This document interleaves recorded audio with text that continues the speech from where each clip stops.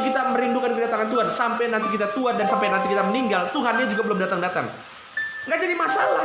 Karena yang paling penting adalah kita menantikan kedatangan Tuhan. Dan kita yang menantikan kedatangan Tuhan, sampai pun nanti kita meninggal, Tuhan belum datang. Seandainya Tuhan belum datang, toh kita nanti akan kumpul di sorga, kita pegang daun palem. Yang percaya katakan amin.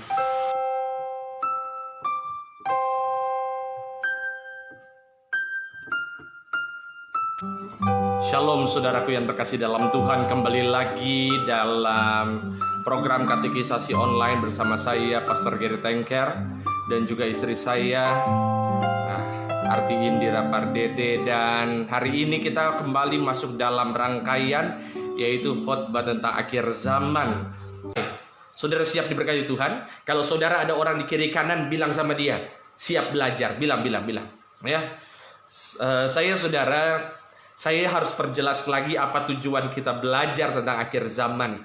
Karena jauh tujuan saya ketika mengajarkan akhir zaman, lalu saudara mulai menebak-nebak siapa itu antikris. Tujuan saya bukan itu. Bukan supaya saudara tahu siapa antikris, bukan. Ya, tujuan saya sharing tentang akhir zaman juga bukan untuk saudara tahu kapan Tuhan Yesus mau datang. Ya, apakah tahun ini, tahun depan? Bukan itu tujuannya, saudara. Ya, dan tujuan daripada belajar akhir zaman juga bukan ini. Ya, Pak, apakah ini dia si antikris? Bukan itu, saudara. Karena kalau saudara belajar baik-baik, mengerti dan paham dalam kitab Wahyu, tujuan utama daripada pengajaran kitab Wahyu itu adalah berulang kali dikatakan, siapa bertelinga hendaklah ia mendengar perkataan Roh. Tujuannya adalah supaya kapanpun Tuhan Yesus datang kita siap. Sekarang pertanyaan yang harus kita jawab, saudara, ini jauh lebih penting daripada siapa itu antikris. Ini jauh lebih penting daripada apa 666 itu apa. Yang lebih penting adalah kira-kira kalau misalnya 1 jam lagi Tuhan Yesus datang menjemput kita di awan-awan kemuliaan, kira-kira kita masuk dalam geng atau kita masuk dalam gerombolan orang-orang yang diangkat Tuhan atau enggak? Itu. Jadi ketika kita belajar tentang akhir zaman, tujuan utamanya adalah supaya kita mempersiapkan diri ketika Tuhan Yesus datang kedua kali, kita siap. Ya, saudara yang siap untuk mengalami pengangkatan, saudara yang siap menyambut Tuhan Yesus, katakan amin. Amin. Iya, itu tujuannya. Jadi kalau saudara ketika saya sharing tentang akhir zaman langsung menebak-nebak, walaupun memang kita membahas itu juga, tapi tujuannya bukan itu.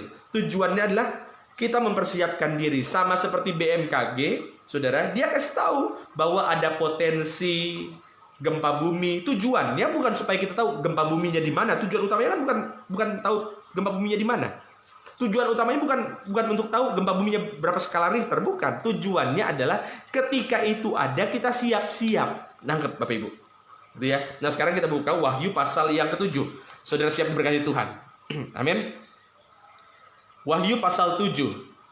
Ayat yang pertama. Kemudian daripada itu, aku melihat 4 malaikat berdiri pada keempat penjuru bumi, dan mereka menahan keempat angin bumi, supaya jangan ada angin bertiup di darat, atau di laut, atau di pohon-pohon. Oke, stop dulu di sini Bapak Ibu. Di Wahyu pasal yang ke-7 ayat yang pertama, saudara masih ingat Wahyu sebelumnya itu Wahyu pasal 6. Jadi di pasal yang ke-6, saudara, kita bahas yaitu kan sebetulnya ada 7 materai. Saudara perhatikan baik-baik, ada 7 materai. Materai pertama yang dibuka itu, begitu materai pertama dibuka, tiba-tiba muncul kuda warna putih. Kuda warna putih itu berbicara mengenai akan ada penyesatan. Materai kedua dibuka, muncul kuda warna merah, akan ada perang. Kita udah bahas itu. Kalau saudara ketinggalan, saudara masih bisa buka YouTube saya untuk tahu kuda 1, 2, 3, 4. Materai ketiga dibuka, muncul kuda yang ketiga, warnanya apa? Hitam, akan ada kelaparan. Materai keempat dibuka, ya saudara masih ingat, materai keempat dibuka, muncul kuda yang keempat, warnanya kloros, warnanya hijau. Kita udah bahas itu. Itu kloros itu kalau dalam kalau dalam bahasa Yunani akan muncul nanti ada loimoi, infeksi, akan ada penyakit. Lalu materai yang kelima, nah lihat, materai yang kelima dibuka itu udah gak ada kuda lagi. Materai kelima, saudara masih ingat, ada orang-orang di sorga yang mati martir, ya, kemudian mereka berseru. Itu di Wahyu pasal 6. Lalu saudara, Itu materai kelima. Materai keenam dibuka, saudara masih ingat, gempa bumi dan matahari gelap dan bulan jadi, ya, bulan jadi gelap. Itu ada di situ ya, di Wahyu pasal 6. Saudara udah baca itu. Nah, ini materai yang keenam. Materai yang ketujuh belum. Saudara perhatikan di Wahyu pasal 6, Wahyu pasal 6 itu tidak bahas materai yang ketujuh. Materai yang ketujuh itu, saudara, baru dibahas di pasal yang ke-8. Lah berarti antara materai yang ke-6 dengan materai yang ke-7 itu ada jeda waktu. Nangkep ya? Ada jeda waktu. Jeda waktu ini apa yang terjadi antara materai yang ke-6 sampai materai yang ke-7? Apa yang terjadi? Nah, ini yang kita mau bahas. Ayat yang pertama sekali lagi. Kemudian setelah, jadi saudara, ayat 1 ini, kemudian setelah 6 materai dibuka, daripada itu aku melihat 4 malaikat berdiri pada keempat penjuru bumi, dan mereka menahan keempat angin bumi supaya jangan ada angin bertiup di darat dan di laut atau di pohon-pohon. Jadi ketika nanti di akhir zaman, yang pertama terjadi adalah gempa dahsyat, lalu matahari gelap, tiba-tiba angin gak ada. Ayat yang kedua. Dan aku, kata Yohanes, melihat seorang malaikat lain. Jadi tadi ada 4 malaikat, lalu tiba-tiba ada malaikat yang lain, ya, muncul dari tempat matahari terbit. Ia membawa materai Allah yang hidup, dan ia berseru dengan suara nyaring kepada keempat malaikat yang ditugaskan untuk apa, saudara? Hah? Malaikat yang ditugaskan untuk merusak bumi dan laut. Jadi saudara, nanti di akhir zaman ada malaikat yang memang ditugaskan Tuhan untuk merusak bumi dan laut. Iya, saudara. Yang saudara lihat itu di ayat yang kedua. Ulang. Ada 4 malaikat yang menahan angin, lalu 1 malaikat ini muncul, ya. Dia membawa materai Allah yang hidup, dan dia berkata kepada 4 malaikat yang lain, berarti ada 9 malaikat, kepada 4 malaikat lain yang ditugaskan untuk merusak bumi dan laut. Jadi nanti di akhir zaman, saudara, itu yang menghancurkan bumi bukan iblis. Saya ulang, Bapak Ibu, bukan iblis. Saya ulang sekali lagi, karena ini ayat Alkitab. Nanti di akhir zaman yang merusakkan bumi itu bukan iblis, tapi malaikat yang ditugaskan. Kalau malaikat itu ditugaskan berarti dia terima tugas. Dari siapa malaikat terima tugas? Dari Tuhan. Jadi Tuhan nanti di akhir zaman mengizinkan bumi dirusakkan. Ulang, ada 4 malaikat yang tugasnya menahan angin. Ada 1 malaikat yang tugasnya adalah untuk membawa materai Allah yang hidup. Dan ada 4 malaikat lagi yang tugasnya adalah menghancurkan bumi dan laut. Oke? Oke. Nah, malaikat yang satu ini ngomong ke 4 malaikat yang menghancurkan bumi dan laut. Kata dia apa? Lihat pesannya, ayat yang ketiga. Janganlah merusakkan bumi atau laut atau pohon-pohon sebelum kami memeteraikan hamba-hamba Allah kami pada dahi mereka. Gitu ya. Jadi tolong, jangan dihancurkan dulu bumi sebelum kami memeteraikan hamba-hamba Allah, hamba-hamba Tuhan itu di dahi mereka. Saudara, ini kan sebetulnya konsisten dengan Wahyu pasal 13 yang ada tanda di dahi 666. Makanya dari dulu kalau saudara, ya, makanya kalau dari dulu saudara ikut tentang katekisasi online, dari awal saya selalu bilang bahwa tanda 666 itu bukan chip di dahi. Dari dulu saya udah bilang. Ya, dari awal saya udah bilang tanda 666 itu bukan chip di dahi. Kenapa? Karena kalau 666 itu chip di dahi, ada tandanya secara nyata di sini, maka di sini Wahyu pasal 7 ayat 4 itu dikatakan bahwa ada materai juga. Wahyu pasal 7 ayat 3 ada materai juga hamba-hamba Allah di dahi. Oke, sebagai pembanding saudara, ya saudara boleh buka sebentar Wahyu pasal 22 ayat 3 sebagai pembanding. Jadi hamba-hamba Allah ini akan ada materai di dahi. Apa tulisannya? Ya, saudara pasti mau tahu dong. Jadi kalau antikris itu ada tanda di dahi 666. Sekali lagi bukan chip ya, bukan chip. Bukan chip. Nah, tapi hamba-hamba Allah juga akan ada tanda di dahi. Ya, apa tanda di dahi? Wahyu pasalnya yang ke-22 ayat yang ketiga. Maka tidak akan ada lagi laknat, takhta Allah dan takhta anak domba akan ada di dalamnya, dan hamba-hambanya akan beribadah kepadanya, dan mereka akan melihat wajahnya, wajah Yesus, dan namanya, nama Yesus akan tertulis di dahi mereka. Sekali lagi saudara, begitu ngomong tertulis di dahi bukan berarti ada tulisan Yesus di sini, bukan. Tapi pikirannya dikuasai oleh Yesus. Sama seperti ada tanda 666, bukan berarti ada tulisan 666 di sini atau ada chip di sini. Dari awal sudah bilang itu ya, Bapak Ibu ya. Gitu ya. Jadi kita yang hamba-hamba Tuhan akan ada tanda di dahi. Artinya pikiran kita dikuasai oleh Tuhan Yesus. Yang percaya katakan amin. Ya, saudara, ini memang dari hari Jumat yang lalu itu kan suara petir keras sekali ya, saudara ya. Iya. Iya.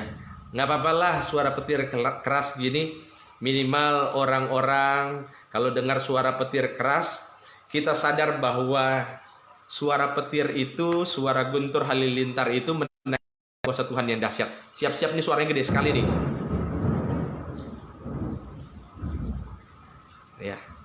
Makanya ada lagu zaman dulu kan bilang, bila kulihat bintang gemerlapan dan bunyi guruh riuh ku dengar, ya Tuhanku, tak putus aku heran melihat ciptaanmu yang besar. Maka jiwaku pun memujimu. Justru kalau ada suara petir kita sadar ciptaan Tuhan itu besar, jiwa kita harus memuji Tuhan. Gitu saudara. Nah, kita kembali ke Wahyu pasal yang ke-7. Jadi orang-orang yang hamba-hamba Tuhan itu akan ada materai. Akan ada materai di dahinya. Pertanyaannya, nanti di akhir zaman hanya ada dua pilihan. Materainya antikris 666 atau materainya adalah Yesus. Saudara yang mana? Ya. Iya. Saudara lanjut. Ayat yang keempat. Dan aku mendengar jumlah mereka yang dimeteraikan itu, ada berapa? 144.000 yang telah dimeteraikan dari semua suku keturunan Israel. Saudara baca ayat 5 sampai 8, itu katanya 12.000 yang dimeteraikan dari suku Yehuda dan seterusnya. Ada 144.000 yang dimeteraikan nanti di akhir zaman. Pertanyaannya, siapa 144.000 orang yang langsung masuk surga itu? Ini kan pertanyaan saudara. Nah, konyolnya kalau kita mau jujur, ada banyak gereja yang tafsirnya kacau-kacau. Dan yang paling kacau di antara yang paling kacau adalah tafsirannya Saksi Yehova. Mereka bilang bahwa 144.000 itu adalah para penganut Saksi Yehova. Saksi Yehova pertama kali ada, Charles Russell itu pendirinya. Mereka bilang nanti yang selamat itu hanya 144.000 orang, dan itulah orang-orang Saksi Yehova. Dulu mereka percaya, tiba-tiba, ya dulu karena penganut Saksi Yehova belum banyak. Nah sekarang penganut Saksi Yehova sudah 1 juta lebih. Ya, mereka bingung kalau 1 juta lebih berarti nggak semua Saksi Yehova bisa selamat. Akhirnya tafsirannya direvisi. Lah kok tafsiran Alkitab revisi sesuai kehendak sendiri. Saudara, untuk mengetahui siapa 144.000, kita harus paham, harus benar-benar ngerti ini. Dan untuk ayat ini nggak usah ditafsir bahwa 144.000 adalah orang Israel. Jadi nanti di akhir zaman saudara, orang-orang Israel itu akan mengalami pertobatan besar-besaran. 144.000 itu bertobat, terima Yesus. Makanya ketika Tuhan berjanji kepada Abraham, firman-Nya ya dan amin dan tidak mungkin dibatalkan. Iya, nggak mungkin dibatalkan. Gitu ya. Nah itu Wahyu pasal yang ke-7. Pertanyaannya, apakah yang sudah di sorga itu hanya 144.000 orang Israel? Nggak stop sampai di situ. Nah sekarang kita masuk ke ayat yang ke-9. Kita baca pelan-pelan saudara. Perikopnya itu orang banyak yang tidak terhitung banyaknya. Jadi saudara, ada orang-orang Israel yang 144.000 yang masuk di sorga nanti. Tapi ada juga sebagian, yaitu orang yang tidak terhitung banyaknya, ayat 9. Kemudian daripada itu, aku melihat sesungguhnya suatu kumpulan besar orang banyak yang tidak dapat terhitung banyaknya, dari segala bangsa dan suku dan kaum dan bahasa berdiri. Saudara perhatikan, saya mau tafsir ini pelan-pelan saudara. Ya, berdiri di hadapan takhta dan di hadapan anak domba. Mereka yang ada di sorga itu memakai jubah putih. Saudara kalau pegang catatan, catat di situ jubah putih. dan memegang daun-daun palem di tangan mereka. Saudara catat, jubah putih dan daun palem. Karena abis bahas ini saya akan bahas itu artinya apa. Ayat 10. Dan dengan suara nyaring mereka, siapa itu mereka? Orang-orang yang kumpul, gitu ya. Orang-orang yang kumpul di tahta Allah. Dan mereka, manusia itu yang berkumpul di tahta Allah, mereka berseru dengan suara nyaring, katanya, keselamatan bagi Allah kami yang duduk di atas tahta dan bagi anak domba. Itu kata mereka, ayat yang ke-10. Lihat hebatnya ayat 11. Dan semua malaikat berdiri, perhatikan baik-baik, dan semua malaikat berdiri mengelilingi tahta dan tua-tua dan keempat makhluk itu. Ya saudara, kalau mau ditanya tua-tua itu berapa, ya saudara nanti boleh lihat itu di Wahyu pasal 4 ayat 4, itu ada 24 tua-tua. Jadi 12 sebelah kiri, 12 sebelah kanan gitu kan. Oke. Jadi begitu manusia ini mengangkat pujian dan berkata, keselamatan bagi Allah kami yang duduk di atas takhta dan bagi anak domba, tiba-tiba saudara, perhatikan ayat 11. Mereka tersungkur di hadapan takhta itu dan menyembah Allah. Yang tersungkur itu siapa? Saya mau tanya. Saya polling dulu di sini. Perhatikan ayat 11. Mereka tersungkur. Yang tersungkur itu siapa? Oke, jawabannya begini. Saudara, mereka tersungkur. Coba ulang pelan-pelan ayat 11. Dan semua malaikat berdiri mengelilingi takhta dan tua-tua dan keempat makhluk itu. Jadi saudara, di takhta itu ada 24 tua-tua, ya, ada 4 makhluk. Saudara kalau belajar 4 makhluk itu berbicara mengenai sama seperti 4 Injil itu ya. Lalu ada malaikat di sekeliling dan mereka tersungkur. Yang tersungkur itu siapa? Yang tersungkur itu adalah para malaikat. Pertanyaannya, kenapa malaikat bisa tersungkur? Karena malaikat tersungkur, jawabannya ada di ayat ke-10. Malaikat itu tiba-tiba tersungkur karena manusia menaikkan pujian bagi Tuhan. Jadi skenario begini. Manusia datang dan manusia berkata, ya, para manusia itu, orang banyak itu berkata, keselamatan bagi Allah kami yang duduk di atas tahta dan bagi anak domba. Ketika orang banyak menyerukan itu, tiba-tiba semua malaikat tersungkur menyembah Tuhan. Ini menandakan satu hal. Apa artinya? Jadi di akhir zaman nanti strata kita, ya, status kita itu lebih tinggi daripada malaikat. Saya ulang. Saudara akan lihat bahwa nanti di akhir zaman ketika kita nanti berjumpa di tahta Allah, ya, status kita itu lebih tinggi dari malaikat. Mungkin ada saatnya ketika kita di dunia ini malaikat itu punya power yang lebih kuat karena dia lebih kuat daripada manusia. Tapi nanti di sorga malaikat itu akan menjadi pelayan daripada orang-orang percaya, orang-orang benar. Yang percaya katakan amin. Iya, iya. Makanya ya saudara, itu tugasnya malaikat.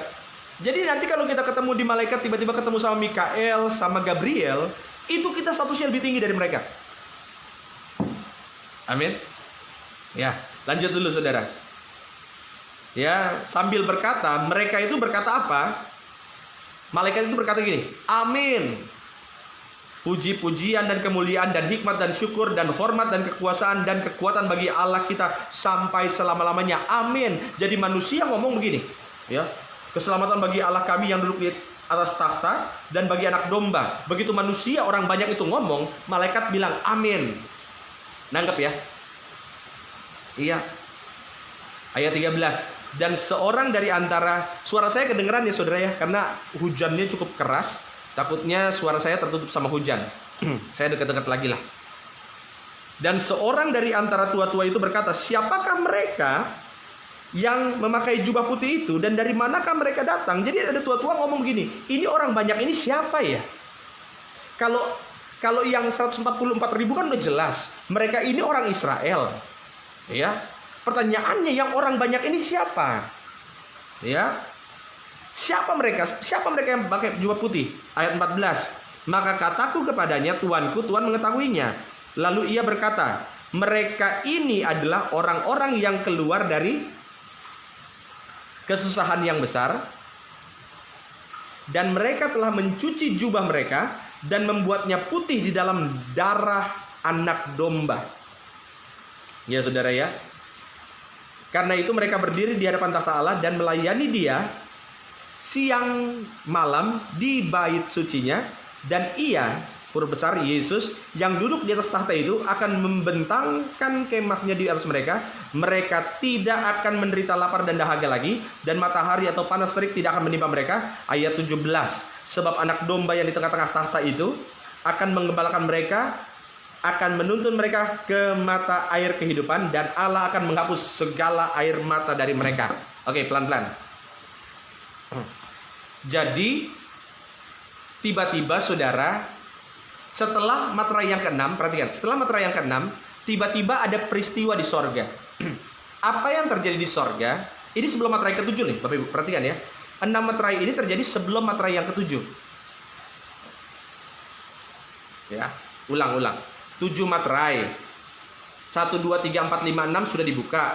Tiba-tiba 1, 2, 3, 4, 5, 6 ini sudah dibuka. Ada satu kejadian di sorga. Apa itu kejadiannya?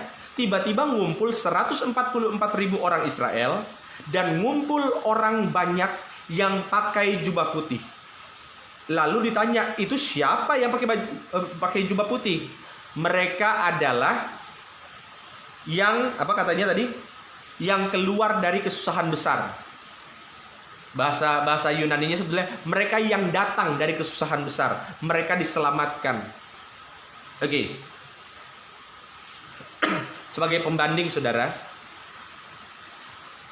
mudah-mudahan saudara nggak bosan, amin. Saya kalau ngomong tentang akhir zaman itu saudara, kadang-kadang memang susah untuk putusnya. Jadi saya tuh pengen ngomong panjang sekali. Cuma kadang-kadang takut kalau saya ngomongnya kepanjangan, ada beberapa jemaat yang merasa aduh panjang sekali. Tapi kalau ya kalau saudara tetap semangat, saya juga pasti akan tetap semangat untuk lanjutinnya. Nah, pertanyaannya, saya kasih pembanding ya saudara. Saudara ikut yang beberapa waktu yang lalu ya. Kalau saudara ikut beberapa waktu yang lalu, saudara pasti masih ingat dengan materai yang kelima. Saya baca pelan-pelan, ini mundur sedikit. Di materai yang kelima, Wahyu pasal 6 ayatnya yang ke-9. Wahyu pasal 6 ayat 9. Dikatakan demikian. Dan ketika anak domba, ini sebelumnya ya sekali lagi. Kejadian sebelumnya, Wahyu pasal 6 ayat 9. Ketika materai yang kelima dibuka, kan ada 7 materai. Wahyu pasal 7 kan kejadiannya di sini nih. Ya, di sini nih. Ya. Nah, tapi waktu materai kelima dibuka, saya baca ya, Wahyu 6 ayat 9. Dan ketika anak domba itu membuka materai yang kelima, aku melihat di bawah mezbah jiwa-jiwa mereka yang telah dibunuh oleh karena firman Allah. Mereka yang mati martir, saudara masih ingat itu ya? Mereka yang mati martir,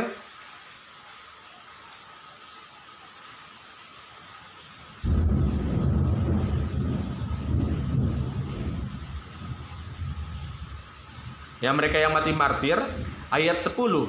Dan mereka yang mati martir itu dengan suara nyaring bilang sama Tuhan, dia bilang begini, berapa lama lagi ya penguasa yang kudus dan benar, engkau tidak menghakimi dan tidak membalaskan darah kami kepada mereka yang didiam di bumi. Bahasa gampangnya, di materai yang kelima, ini para martir, tanda petik ya saudara ya, jangan artikan ini secara letterlek kata-kata saya. Mereka itu kayak protes gitu sama Tuhan. Tuhan, kita ini udah semangat loh, kita ini udah mati martir demi Tuhan.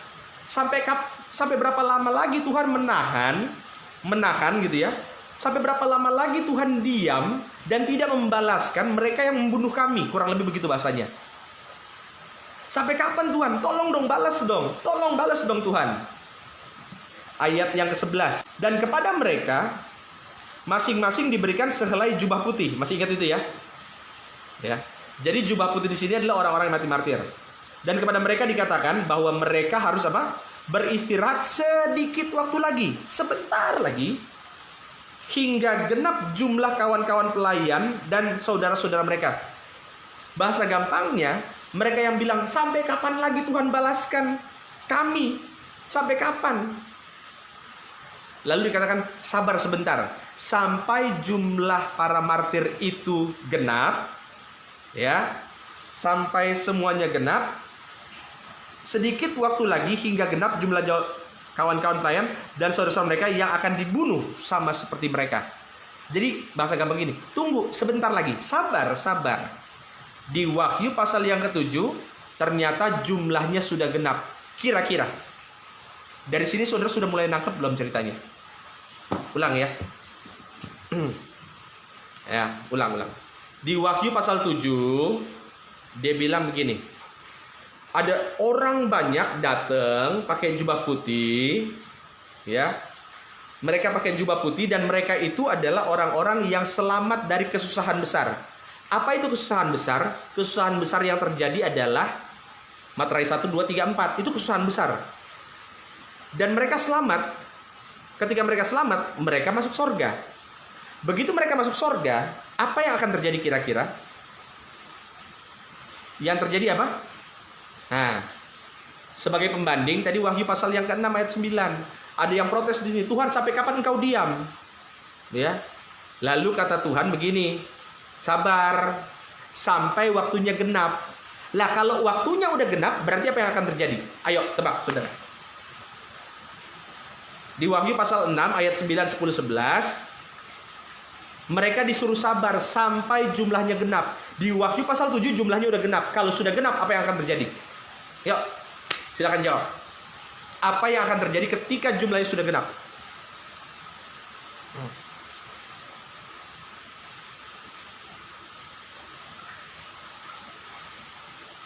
Saya tanya saudara untuk memastikan bahwa saudara paham. Ulang ya, sekali lagi. Ya. Jadi di Wahyu pasal yang ke-6 dikatakan gini, ada orang-orang yang sudah mati martir terlebih dahulu, dia bilang gini, Tuhan sampai kapan engkau diam? Kok tanda petik ini pakai bahasa saya biar lebih mudah diperjelas.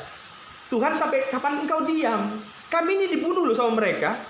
Kami ini Tuhan, kami ini sudah berkorban, kami ini memberi kesaksian.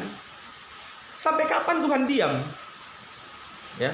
Lalu dikatakan di ayat yang ke-11, tunggu sampai jumlahnya udah genap.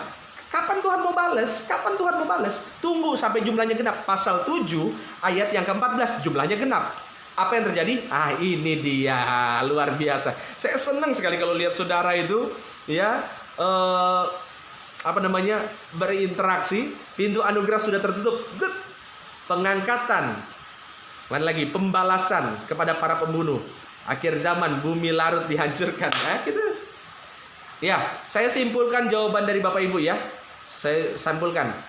Ketika di Wahyu pasal 7, maka yang terjadi ketika jumlahnya sudah genap, cawan murka Allah dicurahkan.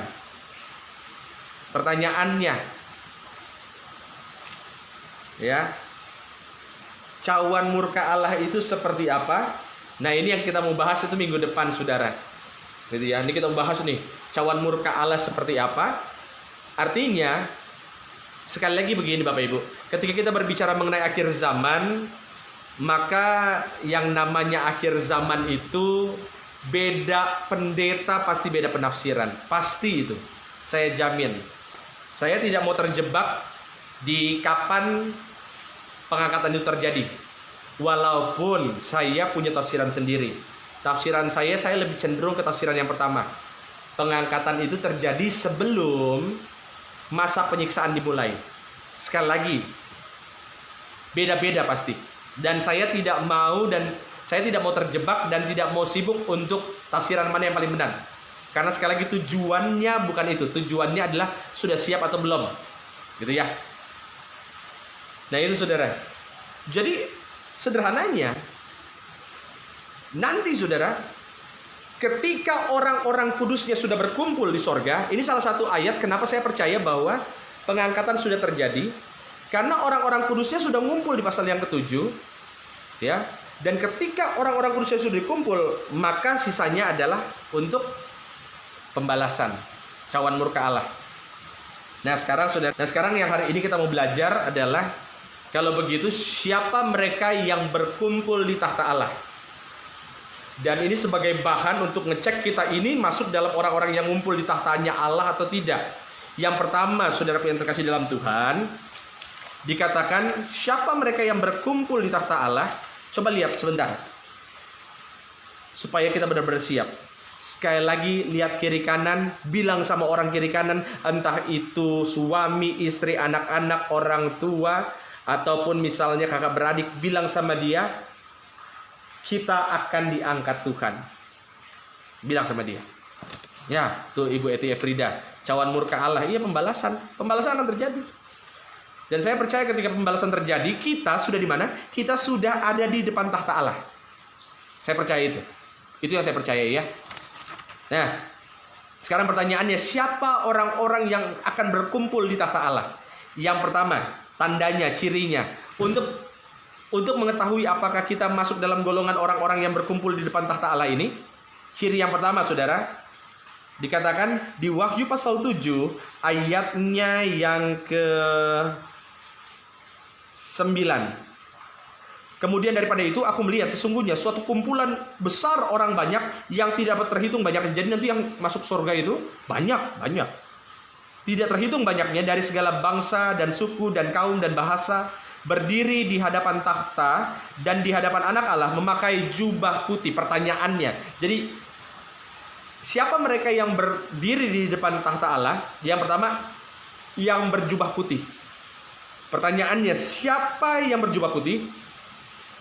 Ya, Wahyu 19 ayat 8 dikatakan demikian. Wahyu 19 ayat 8. Dan kepadanya dikaruniakan supaya memakai kain lenan halus yang berkilau-kilauan dan yang putih bersih. Lenan halus itu adalah perbuatan-perbuatan yang benar dari orang-orang kudus. Jadi yang pertama, siapa yang akan berdiri di hadapan takhta Allah? Orang-orang kudusnya. Jadi siapa yang diangkat? Orang-orang kudusnya. Saudara, nggak ada tawar-menawar di situ. Makanya saya dari dulu, saudara, kalau saudara beberapa kali dengar khotbah saya itu sesuai dengan, ya saya tahu di sini bukan semua adalah jemaat dari gereja sama seperti saya. Ada beberapa gereja di sini, ada gereja Papua, ada Gemim, ada GPIB. Tapi saya mengikuti apa yang diucapkan oleh gembala sidang saya dari dulu sampai sekarang. Tema khotbah saya adalah hidup kudus. Dan nggak jarang, ya nggak terlalu banyak orang yang suka dengerin tema-tema hidup kudus. Tapi itu pesannya, saudara. Itu inti pesan daripada Alkitab akhir zaman itu. Supaya kita nanti begitu Yesus datang, kita ini sudah pakai jubah putih. Amin. Harus pakai jubah putih dan di dahi kita ada nama Yesus. Jadi yang pertama adalah orang yang hidup dalam kekudusan. Sama-sama bilang, hidup kudus. Ya, harus hidup kudus, saudara. Dan ini gak ada tawar-tawaran. Ya. Dan yang kedua, saudara, siapa orang yang berkumpul di hadapan tahta Allah? Ya, siapa orang yang berkumpul di tahta Allah? Masih di ayat yang 9 dikatakan, di hadapan anak domba memakai jubah putih dan memegang daun-daun palem di tangan mereka. Apa yang dimaksud dengan daun-daun palem? Saudara ingat, kejadian daun palem itu juga tercatat ketika Yesus datang. Coba kita buka sebentar dalam Yohanes pasalnya yang ke-12. Apa yang dimaksud orang yang memegang daun palem? Yohanes pasal 12. Ayatnya dari ayat yang 12 dulu. Yohanes 12 ayat yang ke-12. Perikopnya Yesus dieluk-elukan di Yerusalem. Keesokan harinya, ketika orang banyak yang datang merayakan pesta mendengar bahwa Yesus sedang di tengah jalan menuju ke Yerusalem, begitu mereka datang, wah bentar lagi ada Yesus. Perhatikan ini. Wah bentar lagi Yesus mau datang, masuk ke kota Yerusalem. Ayat 13. Mereka mengambil daun-daun palem dan pergi menyongsong dia. Karena mereka tahu sebentar lagi Yesus datang. Mudah-mudahan saudara nangkep apa yang saya maksud. Jadi yang dimaksud dengan pegang daun palem adalah mereka yang sadar dan mempersiapkan dirinya menyambut kedatangan Tuhan Yesus. Ya, saya ulang. Jadi yang pegang daun palem adalah mereka yang apa? Menyambut kedatangan Tuhan Yesus. Selalu bersiap-siap. Maka saya sering bilang begini Bapak Ibu. Tapi Pak, berarti kalau kita siap-siap menyambut kedatangan Tuhan Yesus, berarti kita harus jual segala-galanya. Kita tunggu kedatangan Tuhan Yesus, kita nggak usah kerja lagi. Enggak juga saudara. Saya sering katakan, hiduplah, beribadahlah dan berdoalah seakan-akan Tuhan Yesus mau datang malam ini. Tapi bekerjalah dengan giat seakan-akan kita masih hidup 1000 tahun lagi. Saya ulang. Ya. Berdoa dan beribadahlah seakan-akan Tuhan mau datang malam ini. Tapi bekerjalah dengan giat seakan-akan kita masih hidup 1000 tahun lagi. Nangkep ya saudara ya?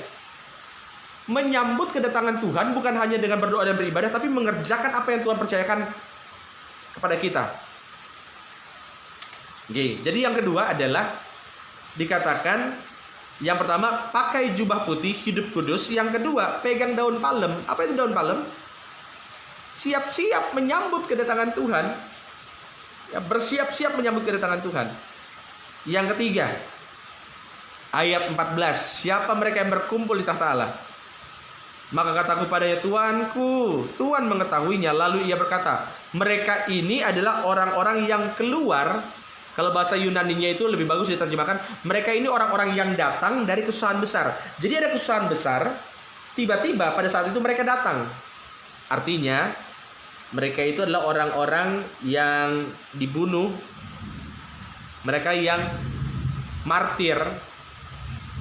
Yang ketiga saudara, mereka yang berkumpul di tahta Allah, mereka yang martir. Saudara, yang dimaksud marturia, saudara tahu arti marturia? Marturia itu artinya adalah kesaksian. Jadi yang ketiga orang yang berkumpul di tahta Allah adalah mereka yang bersaksi. Bersaksi atas apa? Bersaksi tentang nama Tuhan. Dan setiap saudara yang bersaksi, memberitakan tentang Yesus, diberi kuasa. Coba saudara sama-sama angkat tangan kita, sama-sama ikuti kata-kata saya. Dalam nama Tuhan Yesus, mulutku ada kuasa, tanganku ada kuasa. Setiap saudara yang bersaksi atas nama Tuhan, untuk nama Tuhan, saudara punya kuasa. Ibrani pasal kedua, ayat yang keempat. Iya, memang putus saudara, di sini cuaca juga lagi nggak bagus. Ibrani pasal 2 ayat yang keempat. Saya ulangi, tadi ada beberapa orang yang mungkin baru, tadi saya sempat terputus. Ibrani pasal 2 ayat yang keempat dikatakan, Allah meneguhkan kesaksian. Kesaksian itu bahasa Yunaninya marturia. Allah meneguhkan kesaksian mereka oleh tanda-tanda dan mujizat-mujizat, dan oleh berbagai penyataan dan karunia Roh Kudus yang dibagi-bagikannya menurut kehendaknya. Makanya saya bilang, saudara, di tangan saudara ada kuasa, di mulut saudara ada kuasa. Jangan sampai dari mulut yang sama itu keluar berkat, dan dari mulut yang sama keluar kutuk. Nggak bisa itu saudara. Gitu ya. Jadi 3. Yang pertama hidup kudus, hidup benar. Yang kedua adalah apa tadi saudara? Siap-siap menyambut kedatangan Tuhan. Jadi benar-benar fokus hidup kita itu bukan lagi di dunia saja saudara, tapi fokus kita itu ke sorga. Dan yang ketiga, yaitu kita yang bersaksi. Ya, kita yang bersaksi. Wahyu pasal yang ke-7. Dan yang terakhir ini yang saya bilang, ayat yang ke-16. Ayat yang ke-16 dari Wahyu pasal 7. Wahyu pasal 7 ayat 16 dan 17. Saudara kalau punya stabilo, saudara garis bawahi itu. Saudara ingat, saudara tanamkan dalam pikiran kita. Saudara masukkan ayat ini ke dalam jiwa kita, supaya kita ngerti, karena inilah berita akhir zaman. Ayat 16, mereka tidak akan menderita lapar dan dahaga lagi, dan matahari atau panas terik tidak akan menimpa mereka lagi, sebab anak domba yang di tengah-tengah tahta itu akan menggembalakan mereka dan akan menuntun mereka ke mata air kehidupan, dan Allah akan menghapus segala air mata dari mereka. Itu sebabnya dari awal saya percaya bahwa berita akhir zaman bukan untuk nakut-nakutin. Berita akhir zaman justru membuat kita lebih semangat, membuat kita itu senang, karena kalau kita ngerti intinya daripada akhir zaman, justru kita benar-benar menanti-nantikan, gak akan takut lagi. Sampai-sampai kita menantikan kapan ya datang, kapan ya datang. Itu kerinduan itulah, saudara. Walaupun begitu saudara merindukan, Tuhan juga belum datang. Saya yakin di tahun 1500-an juga orang-orang Kristen, mereka merindukan kedatangan Tuhan. Tuhannya belum datang-datang. Gak apa-apa. 1800, kapan Tuhan datang? Mereka merindukan terus Tuhan datang. Mereka merindukan Tuhan datang, Tuhannya belum datang-datang. Mungkin saya nggak tahu, saudara. Karena itu rahasia Tuhan. Mungkin kita merindukan kedatangan Tuhan sampai nanti kita tua dan sampai nanti kita meninggal, Tuhannya juga belum datang-datang. Nggak jadi masalah. Karena yang paling penting adalah kita menantikan kedatangan Tuhan, dan kita yang menantikan kedatangan Tuhan sampai pun nanti kita meninggal, Tuhan belum datang. Seandainya Tuhan belum datang, toh kita nanti akan kumpul di sorga, kita pegang daun palem. Yang percaya katakan amin. Dan bukan hanya menyambut kedatangan Tuhan, orang yang menyambut kedatangan Tuhan hidupnya pasti benar, hidupnya pasti kudus. Dia nggak mau lagi main-main sampah, nggak mau dia. Ya. Dan kalau dia sudah rasakan kasih Tuhan bahwa ini berita yang luar biasa, ini berita yang benar-benar menggugah hidupnya, ini berita yang merupakan kabar baik, maka otomatis dia akan kasih tahu ke orang-orang sekitarnya, ayo dong siap-siap Tuhan datang. Ya. Ibu Faith Elna Junior, Wahyu pasal 7 ayat 16 dan 17. Tadi mungkin kecepatan ya. Wahyu pasal 7 ayat 16 17. Saya dengan senang hati bacakan ini lagi. Ya, Wahyu pasal 7 ayat 16 17. Mereka, siapa itu mereka? Mereka yang baju putih pakai daun palem, mereka yang bersaksi, yang kumpul di tahta Allah. Mereka tidak akan menderita lapar dan dahaga lagi, dan matahari atau panas terik tidak akan menimpa mereka lagi, sebab anak domba yang di tengah-tengah tahta itu akan menggembalakan mereka dan akan menuntun mereka ke mata air kehidupan, dan Allah akan menghapus segala air mata dari mata mereka. Ya. Jadi saudara pastikan saudara ada materai nama Yesus di dahi kita. Dan sekali lagi, materai nama Yesus itu bukan berarti tiba-tiba nanti ada tato tulisan nama Yesus di sini. Bukan. Karena materai di dahi itu bukan berarti ada tato, bukan. Materai di dahi itu berbicara mengenai pikiran kita yang benar-benar fokusnya sama Tuhan. Fokusnya sama Yesus untuk menyenangkan Tuhan.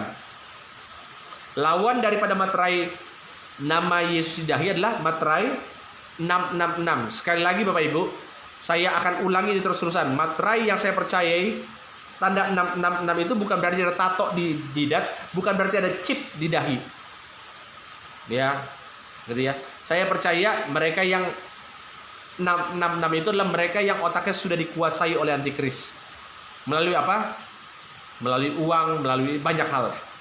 Ya, itu sudah saya bahas di sebelumnya. Jadi saudara tetap semangat dalam Tuhan, menggebu-gebu dalam Tuhan. Saudara masih ingat nggak pertama kali jatuh cinta sama Tuhan Yesus?